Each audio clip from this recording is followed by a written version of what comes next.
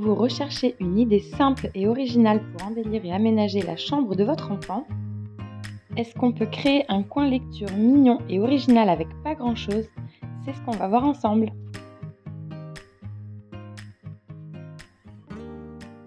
Donc voilà mon terrain de jeu aujourd'hui. Il s'agit de la chambre de mon fils qui, comme vous le voyez, est bien triste. Aujourd'hui, on va commencer par s'attaquer à cet angle. Pour ce projet, j'ai sélectionné des matériaux simples et accessibles à tous. Donc rien de très compliqué, des pinceaux, du scotch et la peinture vient de chez Action. Et voici mes inspirations sur ce projet, donc trouvées sur Pinterest tout simplement. Et maintenant, il n'y a plus qu'à. Donc je vais déjà commencer par enlever ce cache-prise.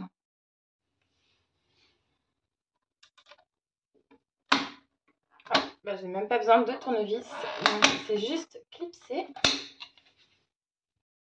Et tant que j'y suis, j'en profite pour les scotcher, pour les protéger.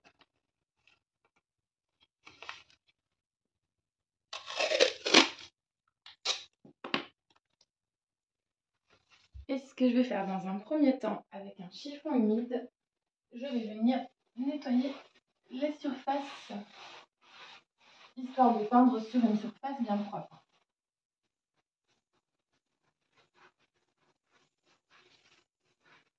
Donc on enlève bien toute la poussière.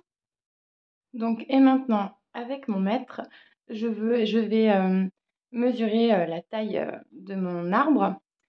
Ce que je voudrais donc c'est qu'il dépasse légèrement sur le rebord de la fenêtre, mais pas trop non plus, puisqu'après, comme vous voyez là, il y a son lit, donc j'ai envie de faire autre chose au niveau de la tête de lit.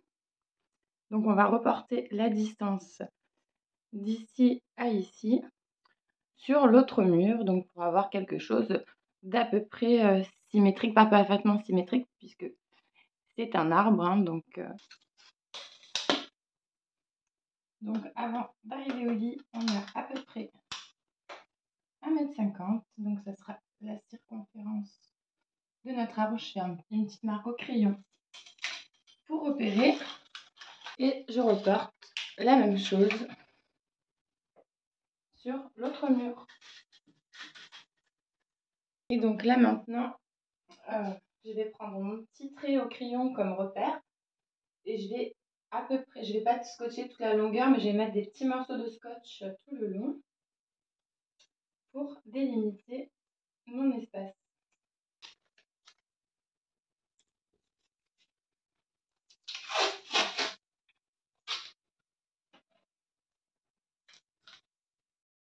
Donc là, j'ai posé mes petits bouts de scotch.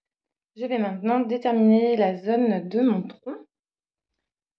Donc pour ça, je vais m'aider de cette planche qui va être ma base. Donc ça, c'est des planches de récup d'une étagère qui était cassée. Et je vais les intégrer donc, dans mon arbre. Ça va s'intégrer dans le tronc. Donc c'est pour ça que je pars de là-dessus pour déterminer la taille de mon tronc. Donc je place ma planche. D'ailleurs, vous voyez, il va falloir la recouper parce qu'il n'y a aucun mur et aucun angle qui est droit. Donc il va falloir la couper pour qu'elle s'intègre parfaitement. Donc je fais une petite marque ici. Et je fais la même chose par là.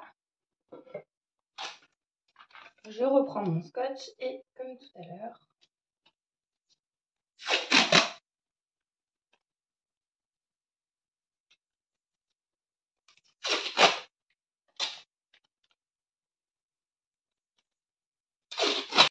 donc, et maintenant, à l'aide d'un crayon, je vais commencer à tracer mon arbre. Donc je vais commencer par le tronc le long de ce petit scotch et arriver à peu près juste en dessous du niveau de la fenêtre. Je commencerai à partir comme ça pour les branches, donc côté fenêtre et côté mur. Je continuerai avec les branches sur le mur. Je dessine donc la forme générale de l'arbre directement sur le mur. Pas besoin d'être un expert, je m'inspire simplement de mon modèle.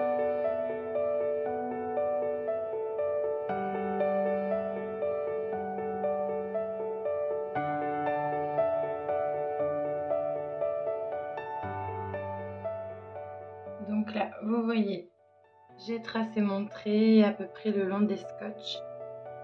Donc c'est pas parfait, mais c'est comme un arbre. Et là, donc on va s'attaquer à la partie par ici et par là avec les branches.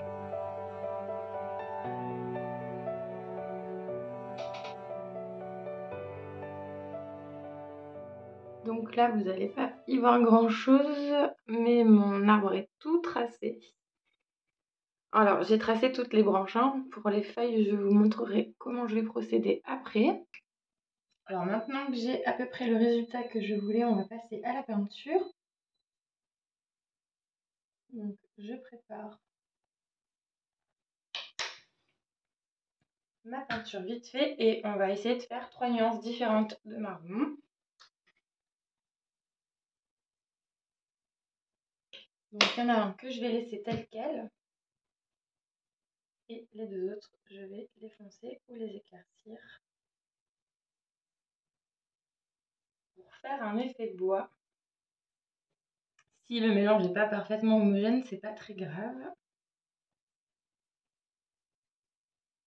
Donc là, on a bien nos 3 nuances de marron et on va commencer à peindre. Donc je commence les bords tout doucement avec un petit pinceau. Je repasse par-dessus mes traits de crayon gris en alternant les marrons. Donc un coup je trempe dans le marron foncé, dans le marron plus clair ou dans le marron normal afin de garder un effet bois.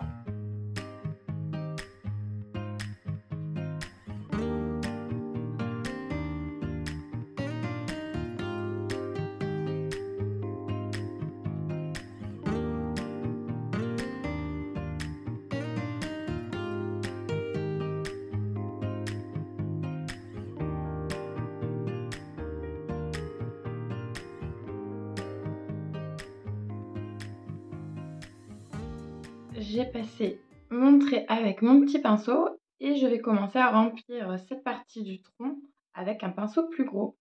Je prends un petit pinceau brosse comme ça et ce que je fais, c'est que je le trempe comme ça un petit peu dans toutes les couleurs pour mélanger les marrons. Et ensuite, je viens peindre comme ceci. Voilà, de haut en bas pour créer les veinures du bois. Donc, et je fais ça jusqu'en bas. Alors là, j'ai fait le premier côté de mon arbre, enfin, le premier côté du tronc. Donc on va attaquer la deuxième partie par ici. Je ne sais pas si vous voyez, donc voilà, on met bien des coups de pinceau en tirant la peinture. J'espère que ça ressortira aussi bien en vidéo qu'en vrai, parce qu'en vrai, je suis trop contente. J'avais super peur du résultat, mais je trouve ça pas si mal. Donc allez, on attaque l'autre côté. Donc là, mon tronc est terminé. On passe aux branches. Alors pour les branches, j'ai un peu moins de surface, ça va être un peu plus galère. Donc on fait pareil, hein. On fait les rebords.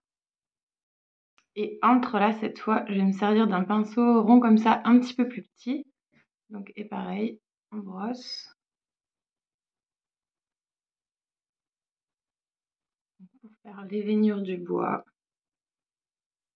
Vous voyez, hop, en brossant comme ceci et en tirant bien la peinture, ça fait un effet bois. Donc là, vous voyez, j'ai fait des toutes petites pointes. Donc là, il faut vraiment y aller minutieusement avec le petit pinceau.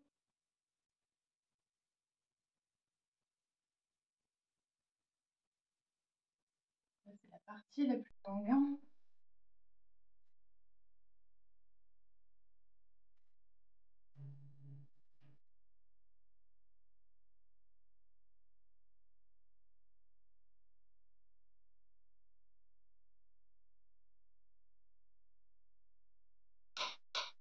À chaque fois, je change de couleur de marron pour que ça soit bien nuancé.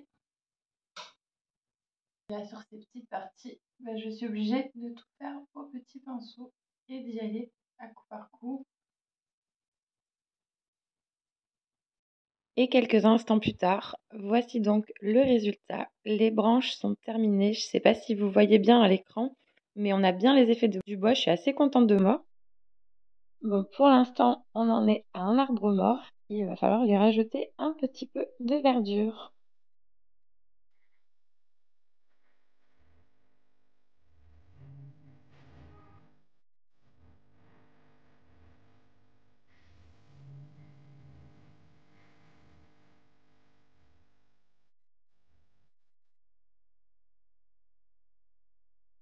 Pour les feuilles, pour ne pas les peindre une par une à la main, j'ai voulu fabriquer une sorte de tampon à partir d'éponges. Donc j'avais sorti 2 éponges au départ puisque je savais pas quel résultat ça allait donner. Donc j'ai simplement dessiné la forme de mes feuilles, je les ai découpées et j'ai fait un premier test avant de commencer à appliquer sur le mur. Et pour la peinture, j'avais déjà 2 nuances de vert, donc je les ai mis côte à côte pour que les nuances se mélangent entre elles. Et pour peindre mes feuilles, je trempe mon éponge tout simplement dans la peinture et je viens appliquer sur le mur. J'ai commencé donc par mettre des feuilles par-ci par-là sur le bout de mes branches jusqu'à arriver à ce résultat. Alors j'ai hésité longuement à laisser comme ça et finalement, après coup, j'ai décidé de rajouter quelques feuilles jusqu'à arriver à ceci.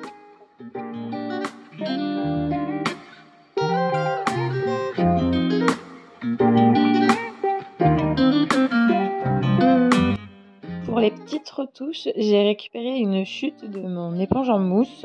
J'ai trempé dans la peinture et je suis venue tapoter légèrement sur les feuilles où il y avait quelques manques. La peinture est maintenant terminée. Maintenant, place à la décoration. Alors on a commencé par poser les étagères. Pour ça, mon homme m'a aidé pour les retailler. Et pour les faire tenir sur le mur, on a simplement collé des petits tasseaux, puis on a collé nos étagères par-dessus. Et c'est là qu'il m'est venu une nouvelle idée puisqu'on avait un morceau de gazon synthétique qui traînait sur la terrasse et dont on faisait pas grand chose.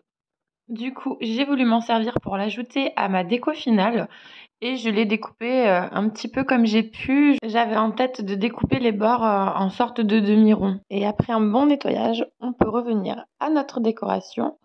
Et puisqu'il s'agit avant tout d'un coin lecture, je commence tout d'abord par y ranger quelques livres, puis j'ajoute sur les étagères les plus hautes quelques petites décos que j'avais mises de côté.